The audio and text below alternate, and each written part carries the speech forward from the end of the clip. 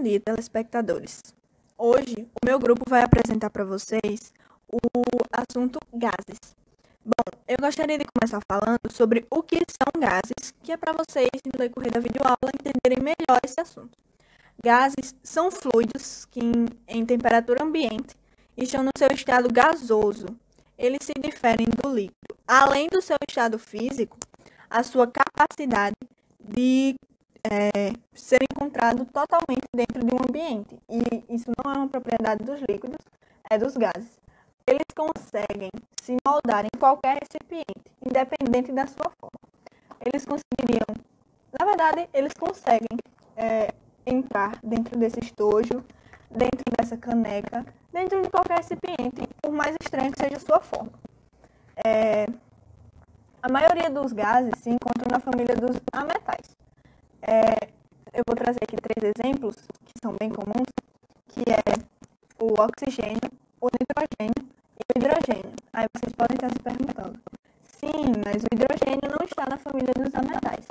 Mas o hidrogênio ele se comporta como um metal, apesar de estar na família dos metais alcalinos, que é a família 1A da tabela periódica. Outros gases que são bastante conhecidos são os gases nobres. Eles estão na última família da tabela periódica e têm o nome nobre porque ele não precisa receber elétron de nenhum outro elemento, eles já são estáveis. O mais famoso dos gases nobres é o hélio, usado para encher balões de festa, mas também tem o argônio, o neônio, criptônio, xenônio, radônio e o monóxido. Referente ao tópico anterior, que são gases, agora eu vou citar a importância deles para a nossa vida. Como muitos sabem, acredito eu, a atmosfera terrestre ela é composta por gases.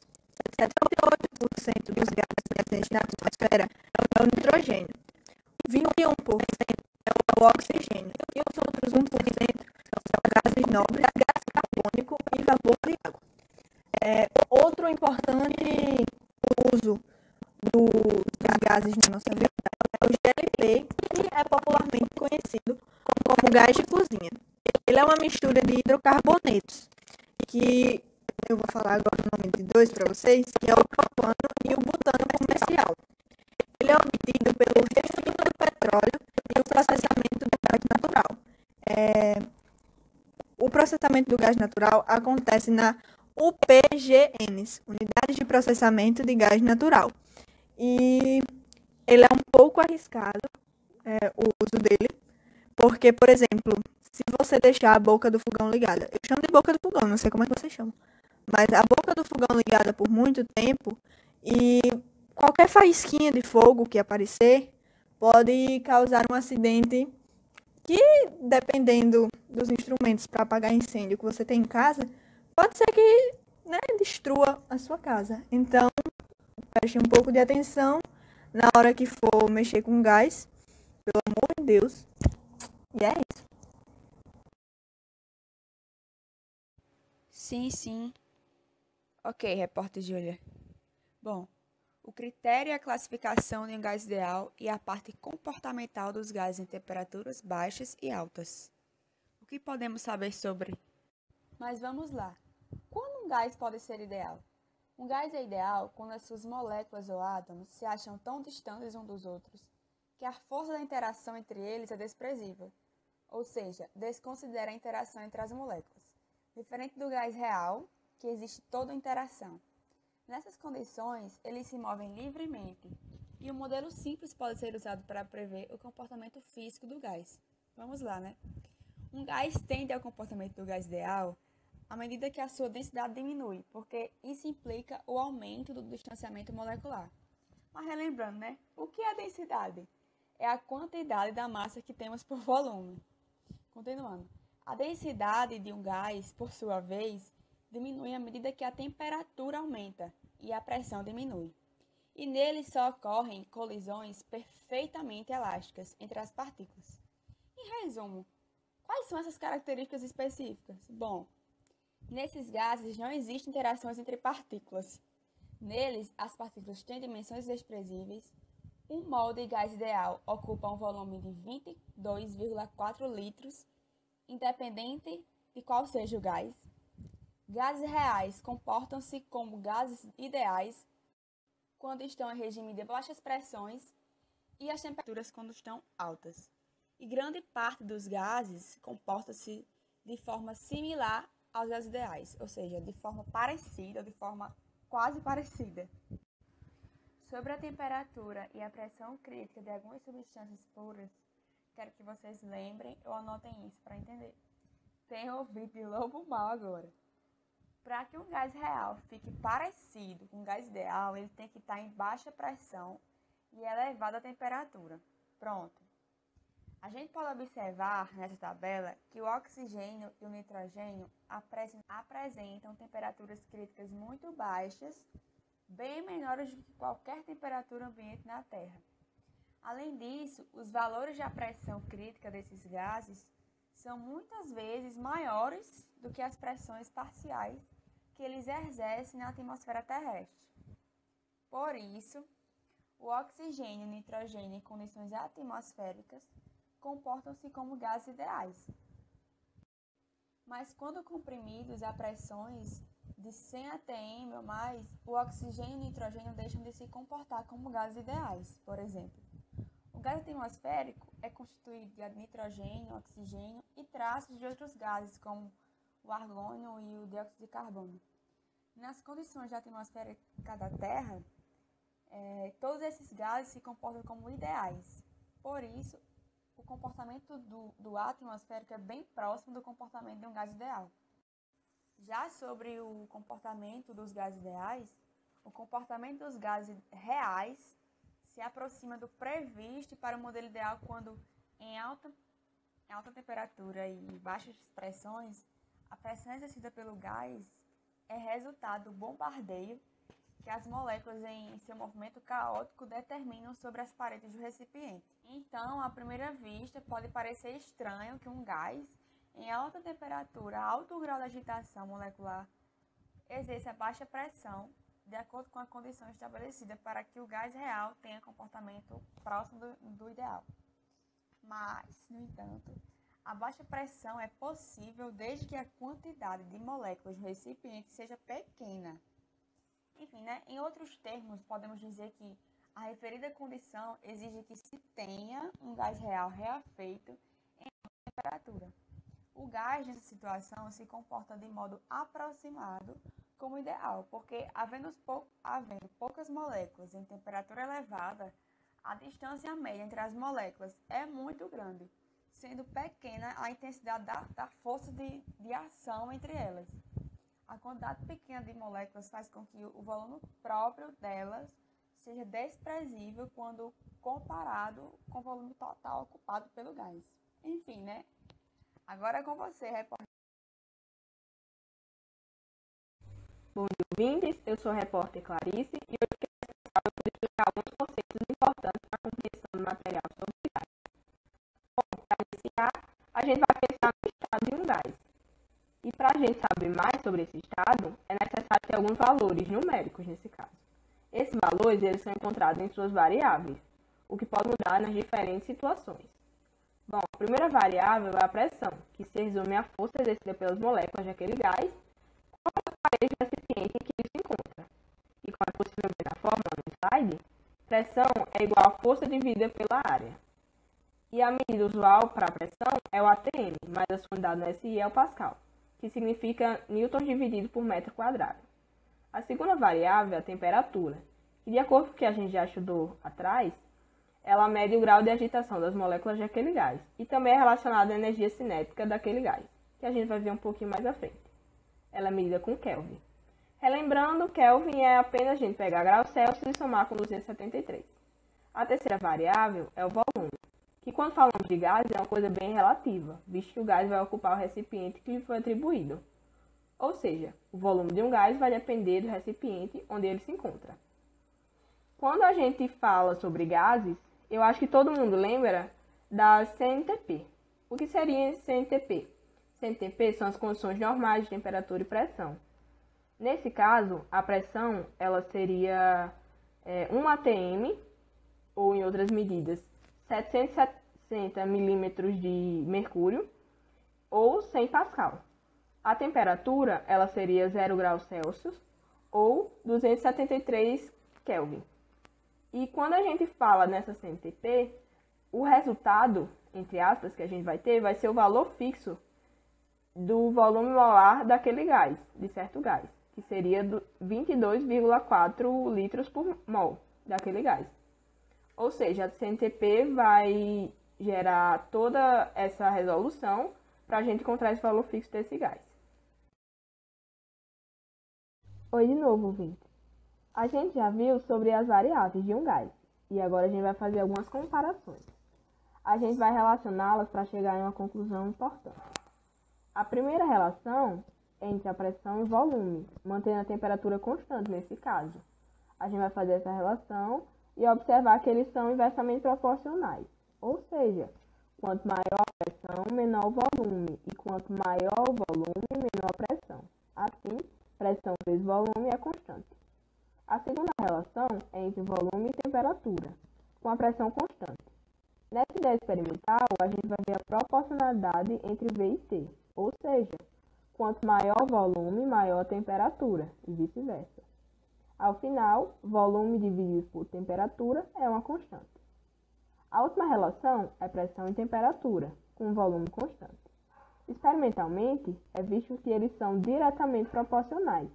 Se um aumenta, o outro aumenta, e se um diminui, o outro diminui. Exemplo, se a temperatura de um balão aumenta, a pressão interna também aumenta. Assim, P dividido por T é igual a uma constante. Ao final do estudo dessas relações, fazendo uma junção, a gente tem o PV dividido por T igual a constante. E para ver a mudança de um gás, a gente encontrou a fórmula P1V1 dividido por T1 igual a P2V2 dividido por T2. Essa fórmula a gente vai usar para achar a diferença nessas variáveis do estado de um gás. Essa fórmula a gente chama ela de equação geral dos gases e a gente pode usar ela para resolver alguns exercícios. A gente vai resolver eles lá na frente, fazer a resolução de alguns exercícios. E é isso, eu passo a palavra agora para minha outra amiga repórter. Eu voltei aqui para explicar sobre a teoria da lei dos gases ideais. Eu gostaria de começar falando que é muito difícil você descrever um gás exatamente. Tipo, todas as suas propriedades, tudo é muito difícil. Então, eles formularam a lei dos gases ideais para tentar aproximar e moldar o conceito de gás. O gás ideal, que é tipo o topo dos gases, ele não existe, ele é um gás hipotético. Ele foi criado justamente para categorizar os outros gases. Ele, como eu já falei, não existe nenhum gás que seja 100% e consiga alcançar o gás ideal. Mas muitos se aproximam desse conceito. O gás ideal, ele se refere a um gás hipotético, como eu já falei, composto de moléculas que seguem algumas regras. A primeira regra é que as moléculas do gás ideal não se atraem nem se repelem. A única intenção dessas moléculas é uma colisão elástica no impacto das moléculas umas com as outras, ou uma colisão elástica com as paredes do recipiente. Eu vou falar aqui agora o que seria uma colisão elástica. Ela se refere a uma colisão na qual nenhuma energia cinética é convertida em outras formas de energia durante assim, acho que para ficar mais didático, não sei se vocês conseguiram entender realmente a mensagem, a energia cinética pode ser trocada entre os objetos que colidem, por exemplo, as moléculas. Mas a energia cinética total, antes da colisão, é igual à energia cinética total depois da colisão. Deu para entender? A segunda regra é que as moléculas de gás ideal não ocupam volume algum. O gás ocupa um volume porque as moléculas se expandem em uma grande região do espaço, como eu mencionei no primeiro tópico. Mas as moléculas de um gás ideal são aproximadas como partículas pontuais, que não têm e não ocupam volume algum. E só voltando, para vocês não esquecerem, porque isso é muito importante, não existe nenhum gás 100% ideal, por favor, entendam isso. E, de fato, em temperaturas ambientes, que são as temperaturas que a gente convive diariamente, e a pressão atmosférica, muitos dos gases com os quais nós nos importamos, que são os vitais, podemos chamar assim, são praticamente ideais. Se a pressão do gás for muito grande, por exemplo, centenas de vezes maiores do que a pressão atmosférica, ou a temperatura for muito baixa, como, por exemplo, menos 200 graus Celsius, que não existe, eu acho, um ser humano capaz de suportar essa temperatura, nem na Rússia, nem no Alasca, nem na Antártida. Não tem como, acho bem impossível. Mas, enfim, tem louco para tudo, quem sabe alguém aí queira tentar, né? Pode haver desvios significativos da lei dos gases ideais. Sim, mas qual é a fórmula molar dos gases ideais? A pressão, que é escrita normalmente em forma de P, é a letra que define a pressão, o volume, que é V, e a temperatura, que é T, de um gás, estão relacionados por uma fórmula simples chamada de lei dos gases ideais. A fórmula é PV igual a nRT. Vou deixar aqui no slide, creio eu que vocês estejam vendo. E a simplicidade desse relacionamento é a grande razão pelo qual normalmente tratamos gases como ideais, a menos que haja uma boa razão para não fazer isso. Talvez uma coisa que fique bem confusa sobre esse assunto é a forma como a gente vai usar as unidades corretas ao inserir os números. Se você usar a constante universal dos gases perfeitos, você deve inserir a pressão em Pascal ou pascais, que é o PA, P maiúsculo, A minúsculo. E o volume tem que ser em metros cúbicos. E a temperatura é em Kelvin, na escala Kelvin, como já foi mencionado aqui nos outros trabalhos apresentados pelos nossos colegas. Se você usar a constante universal dos gases perfeitos, então você deve usar a pressão P em unidades de atmosferas, que é o ATM, e o volume em V, que vai ser em unidades de litros. E a temperatura D continua em Kelvin. A forma molecular dos gases ideais pode ser escrita por PV igual NKBT. N maiúsculo, K minúsculo, B lá embaixo maiúsculo e T maiúsculo. P é a pressão do gás, V é o volume ocupado pelo gás, T é a temperatura do gás, N é o número de moléculas do gás e Kb é a constante de Boltzmann. Kb, assim, só para vocês terem uma base, é igual a 1,38 vezes 10 a menos 23. Deu para entender? É uma notação científica.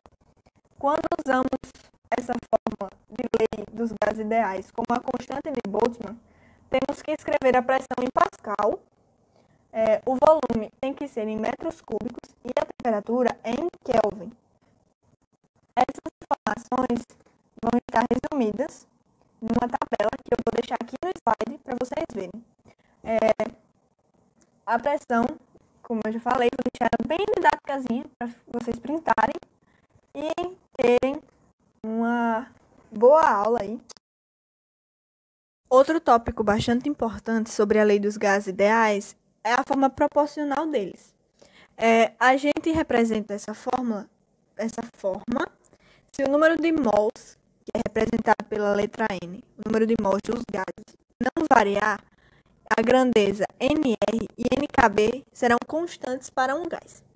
E isso acontece frequentemente, porque o gás, sendo considerado normalmente, está fechado em um recipiente.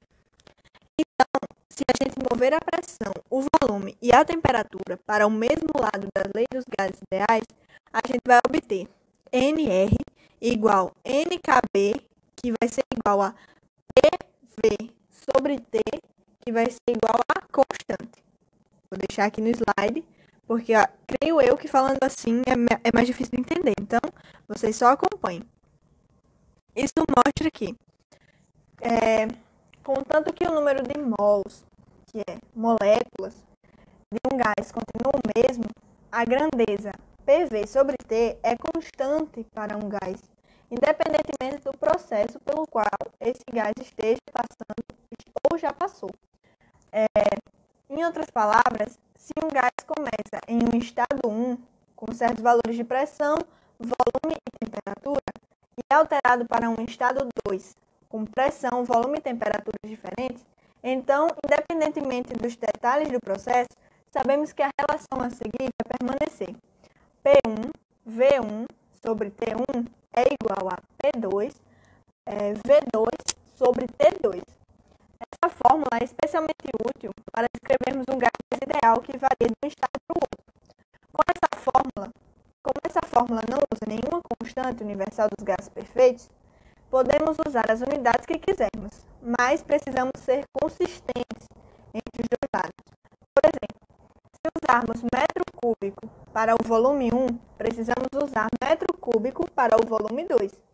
E a temperatura, no entanto, deve continuar em Kelvin, assim como todas as outras fórmulas que eu já citei anteriormente. Deu para entender? Se vocês não conseguirem entender eu falando as coisas, as fórmulas, eu vou colocar elas aqui no slide, como eu já falei antes, mas só reforçando. Vou colocar elas aqui no slide para vocês entenderem melhor, porque esse é o meu objetivo aqui. Bom dia, meu nome é Maria Luísa e eu fiquei responsável para falar sobre as transformações particulares no estado de gases ideais. Para iniciarmos, eu peço que imaginemos um recipiente onde possui um êmbolo. E esse recipiente ele tem 3 grandezas de medida, como as meninas anteriormente falaram, que é a pressão, o volume e a temperatura de um determinado tipo de gás. Diante disso, foi estudado tipos de processos relacionados com as grandezas existentes no estado de um gás ideal. Dentre eles, ocorre o aquecimento ou esfriamento do gás, qualquer tipo de expansão ou contração desse determinado gás, a quais possam alterar apenas uma dessas grandezas. Dentre elas, as transformações isobáricas, as transformações isovolumétricas ou isocóricas e as transformações isotérmicas.